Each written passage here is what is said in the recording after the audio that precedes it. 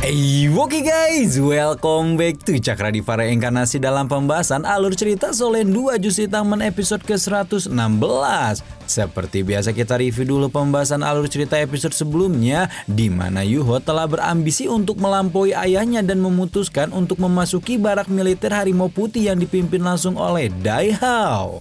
Yuho tetap mengikuti rangkaian seleksi sesuai dengan prosedur karena dia ingin melampaui ayahnya tanpa mengandalkan kekuatan roh. Kendati demikian, Yuho ternyata bertemu dengan sesama Master Roh di dalam barak dan si Master Roh tersebut tanpa diduga-duga merupakan adik tirinya yang bernama Dai Loli. Sepertinya Dai Loli juga memiliki maksud lain ketika memasuki barak, yaitu ingin mendapatkan pengakuan dari ayahnya. Nah, Yuho ini memiliki impresi yang cukup baik terhadap Dai Loli karena ternyata ibunya Dai Loli ini merupakan selir Dai Hao yang bersikap baik dan sering membantu ibunya di masa lalu. Akhirnya Yuho menemui Dai Loli ketika mendapatkan fakta bahwa adik tirinya menyukai komandan pasukan Harimau Putih, sekaligus juga Tuan Putri Kekaisaran Xinglo yang bernama Suyun. Dan karena itulah Yuho memutuskan untuk menguji keduanya. Gimana cerita selengkapnya? Langsung aja kita terobos.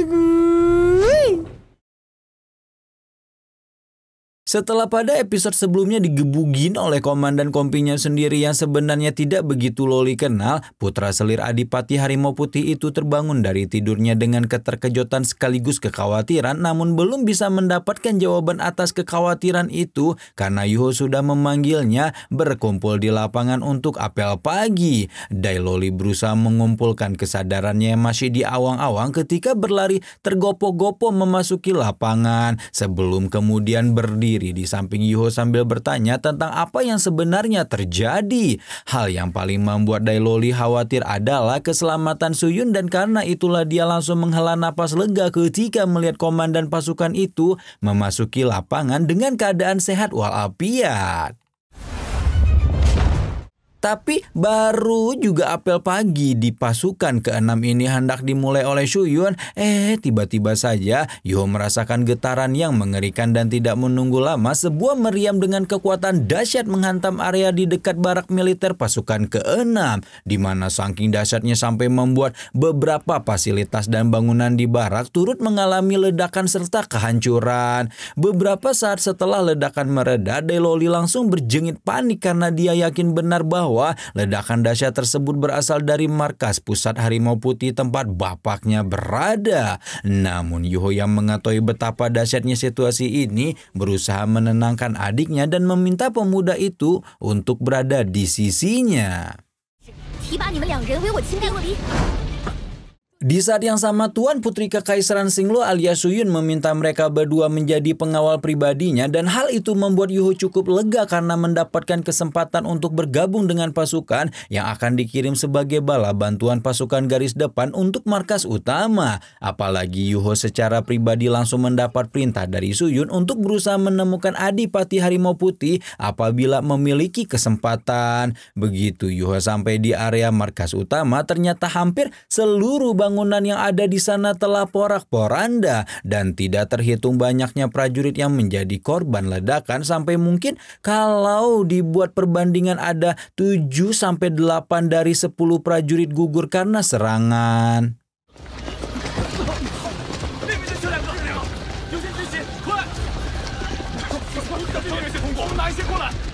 Yuho yang memang merupakan Master Roh pengalaman pertempuran kaya langsung bisa menilai bahwa sepertinya serangan ini dilakukan oleh Kekaisaran Ryu dengan mengirimkan meriam pembimbing roh amunisi tetap untuk menghantam pertahanan camp militer Harimau Putih. Baru setelah pertahanan porak-poranda, Kekaisaran Ryu mengirimkan master pembimbing roh elit mereka untuk membuka jalan dan merebut kembali kendali udara dengan alat pembimbing roh terbang. Yuho tahu bahwa jarak pembimbing roh antara Kekaisaran Ryu dan Kekaisaran lain mungkin cukup jauh, tapi dia tidak menyangka bahwa kesenjangan tersebut sebesar ini. Dan melihat kondisi pasukan barat laut yang mengenaskan, Yuho langsung bisa menebak bahwa Adipati Harimau Putih menjadi salah satu target utama mereka.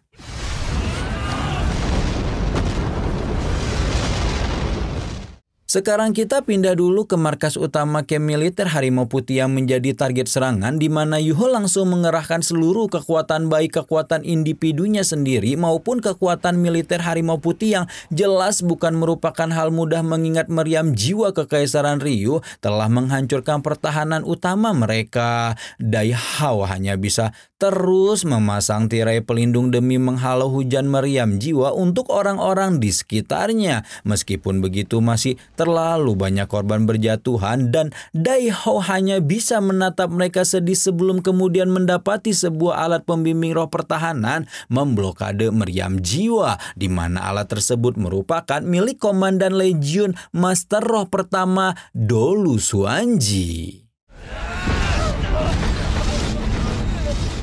Melihat ada bala bantuan yang mulai muncul, Dai Hao sama sekali tidak berpikir untuk menyelamatkan dirinya sendiri dan malah meminta tolong kepada Xuanji untuk memimpin pasukan cadangan ke-6 untuk membangun pertahanan di kota Yuming, karena sepertinya pegunungan Mingdo sudah hampir tidak bisa diselamatkan lagi. Sementara itu dia dan pasukan Harimau Putih akan bertugas sebagai umpan untuk menarik perhatian musuh dan memberi kesempatan pasukan lain untuk mundur. Dai Yao Heng agak khawatir dengan keputusan ayahnya, namun Dai Hao meyakinkan putranya bahwa Kekaisaran Ryu tidak akan rela menghancurkan pegunungan Mingdo yang bisa menjadi benteng pertahanan alami ini dengan hujan meriam. Ketika Dai Hao sedang berdiskusi dengan Xuanji, itulah sebuah suara memecah cakrawala ketika Dolu Bintang Langit Ye Yulin menyebut kalau dirinya sudah berada di ujung kematian, seolah mengingatkan Dolu Harimau Putih itu untuk segera menyerah. Dai Hao paham benar bahwa saat ini dirinya tidak berada dalam posisi diuntungkan, dan karena itulah dia semakin menekankan permintaannya kepada Xuanji untuk menarik pasukan ke kota Yuanming. Dai Hao dengan tegas juga menyatakan bahwa apabila terjadi sesuatu kepadanya, maka Dai Hao akan mewarisi jabatannya sebagai Adipati Harimau Putih, dan membuat mantan 7 Moses Rex itu langsung paham jika ayahnya sudah siap untuk mati. Dolu Xuanji juga tidak bisa banyak merespon permintaan nekat Dai Hao karena dia tahu bahwa saat ini pertahanan Gunung Mingdo memang telah berada di ujung tanduk. Karena itulah Xuanji mengikuti permintaan Dai Hao dengan berat hati dan berharap bahwa rencana apapun yang telah disusun oleh Dolu Harimau Putih itu bisa berjalan sesuai keinginannya. Singkat cerita, pertempuran berlanjut dan meskipun pasukan Harimau Putih paham bahwa mereka tidak akan bertahan lama, tapi persis seperti apa yang dilihat Yuho dalam ujian Dewi Cinta, tidak ada satupun di antara mereka yang memiliki keraguan untuk mengorbankan diri demi kepentingan kekaisaran. Dai Hao paham benar bagaimana karakter pasukannya, dan karena itulah dia sudah bersiap untuk membuat pertempuran terakhir mereka ini menjadi pertarungan yang gemilang bagi pasukan Harimau Putih. Sikap kesatria dan integritas luar biasa Dai Hao beserta pasukannya memang merupakan sesuatu yang pantas dihormati, bahkan oleh Ye Yulin selaku musuh mereka. Kendati demikian, Dolu Bintang Langit itu juga mengingat bahwa tujuan mereka yang utama adalah memusnahkan Dai Hao dan segera mengerahkan lebih banyak meriam jiwa untuk menghancurkan sang Adipati Harimau Putih.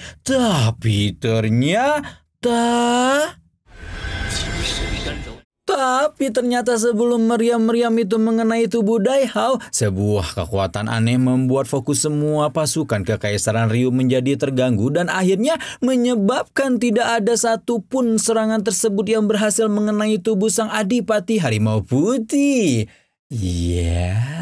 Kekuatan yang mengganggu fokus seluruh pasukan Harimau Putih itu tidak lain adalah domain gangguan mental Yuho, dan tepat ketika pasukan Ye Yulin dibingungkan itulah Yuho segera mengirim pesan telepati pada ayahnya untuk mengeksekusi rencana untuk mundur. Sementara Dai Hao memimpin pasukannya untuk mundur, Yuho berpura-pura menjadi Sekte Roh Kudus yang datang membantu dan di waktu yang sama membuat ilusi seolah-olah dia telah menekan seluruh pasukan Harimau Putih dengan kekuatannya.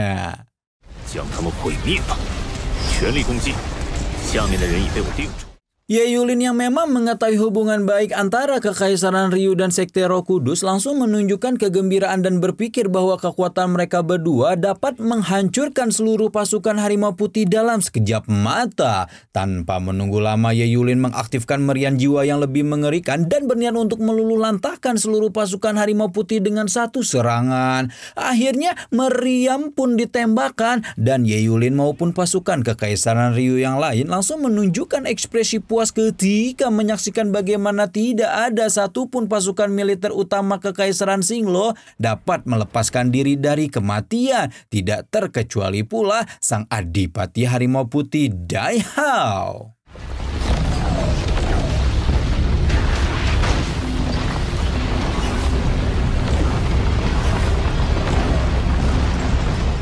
Tidak menunggu lama, semua orang yang sebenarnya hanya ilusi buatan Yuho itu akhirnya musnah tak bersisa dan membuat Ye Yulin langsung berencana melaporkan keberhasilannya, malah tiba-tiba sadar bahwa tidak mungkin tiba-tiba saja Sekte Roh Kudus muncul di tengah pertempuran yang sudah hampir menang seperti ini, dan mengetahui bahwa kehancuran pasukan Harimau Putih yang sebelumnya ternyata hanya sebuah ilusi. Wajah Ye Yulin menghitam karena kemarahan sebelum kemudian memerintahkan seluruh pasukannya untuk segera mengejar Dai Hao beserta pasukannya yang sudah menghilang. Meskipun marah, dalam hatinya Ye Yulin juga merasa sedikit gemetar karena ilusi kuat yang bahkan bisa mengelabuinya adalah keterampilan seorang master dunia roh tipe spiritual. Namun dari apa yang dia tahu, tidak ada ahli semacam itu di benua Dolu saat ini.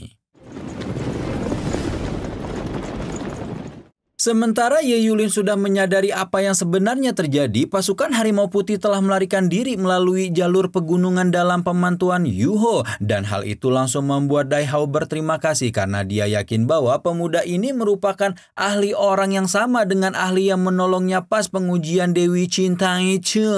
Masih ingat kan? Yuho meminta Dai Hao dan pasukannya untuk fokus dulu karena dia yakin bahwa Ye Yulin telah mengetahui ilusi yang telah dia buat. Karena itulah mereka pasti mengejar dengan cepat, dan demi memotong jalur pelarian yang panjang, Yuho pun membuka gerbang neraka dan meminta pasukan Harimau Putih untuk masuk ke dalamnya.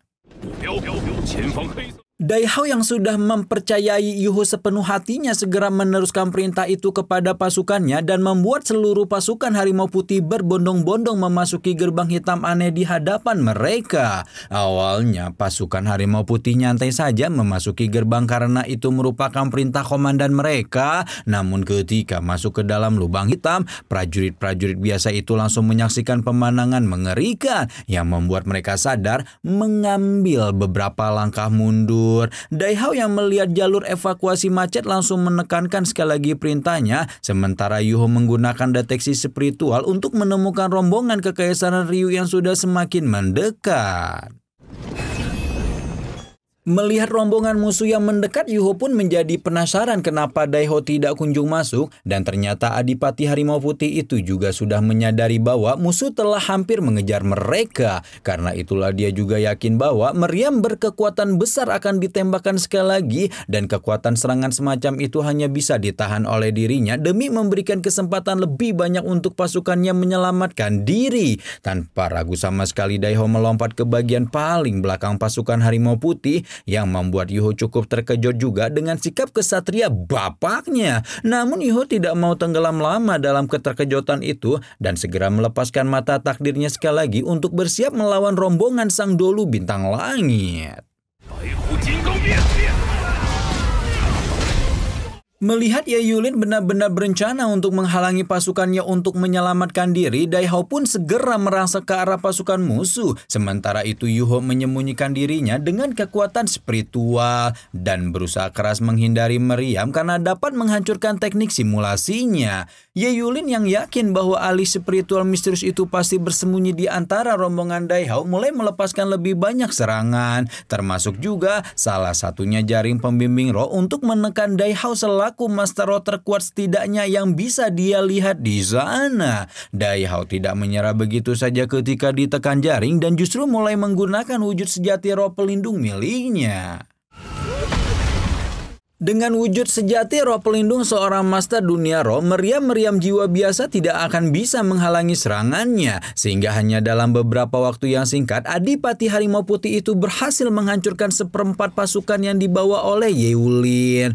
Meskipun demikian, Ye Yulin sama sekali tidak tampak khawatir karena selain jumlahnya masih sangat banyak, dia juga sedang mengisi energi untuk aktivasi jarum ilahi matahari bulan yang bisa membunuh bahkan seorang Master Dunia Roh sekalipun. Namun ketika Ye Yulin masih nyantai menikmati pertarungan habis-habisan Dai Hao dengan antek-anteknya, tiba-tiba saja prajurit Kekaisaran Ryu yang berada di belakangnya berganti posisi dengan Dai Hao berkat teknik Yuho, dan hal itu langsung dimanfaatkan oleh sang Adipati Harimau Putih untuk melepaskan serangan full power miliknya.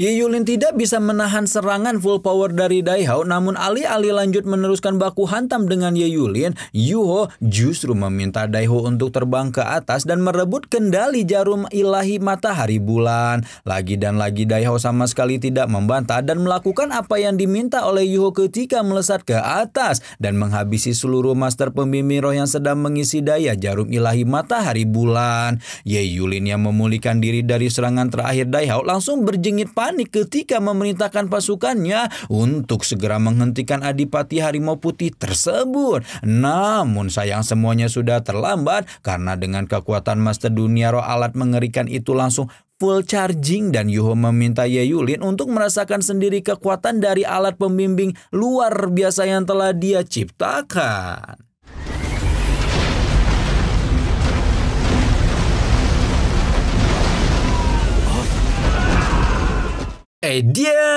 Ngeri banget nih Yuho kalau duet sama bapaknya ya. Bisa langsung membalikan situasi perang yang udah mau koit semua.